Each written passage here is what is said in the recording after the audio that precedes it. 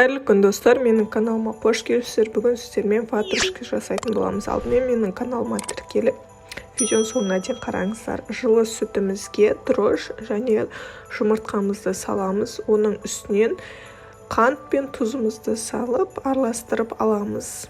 Жақсылап араластырып алғаннан кейін електен өткізілген ұнымыздың үстіне құйып, бірінші қасықтың көмегімен, одан кейін қою болған соң қолымыздың көмегімен қамыр илейтін боламыз. Жақсылап ең қандырып илеулеріңіз қажет.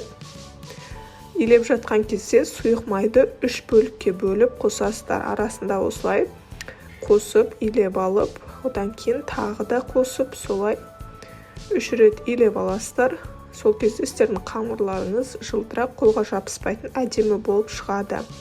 Илеп болған қамырымызды 40 минутқа қалдырамыз. Сол кезде ашып көтеріледі. Тағы да бір рет илеп, дөңгелек етіп 20 минутқа қалдырамыз. Ашыған қамырымызды, қараңыздар, өте әдемі болып көтерілген. Ашыған қамырымызды ыдысымыздан босатып, оны теңдей 8 бөлікке бөлеміз. Яғни бізде 8 дана шығатын болады.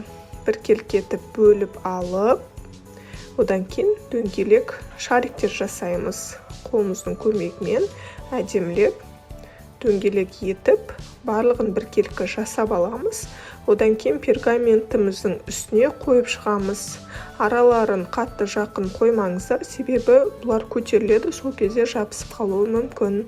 Бетін жауып 20 минутқа қалдырамыз. Салмасын дайындаймыз. Бізге творог, жұмыртқаның сарысы, ванилинный сахар, қант, 2 қасық қосамыз. Оның үстінен крахмал, кукурузный, қаймақ қосып, барлығын араластырамыз.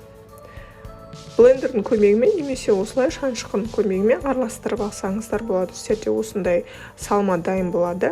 Енді жаңағы қамырымызды ашып, стаканның көмегімен осындай бортиктар жасап шығамыз. Енді ішіне салмасын салып, барлығына біркелкі етіп, шетіне жұмыртқаның сарысын жағамыз.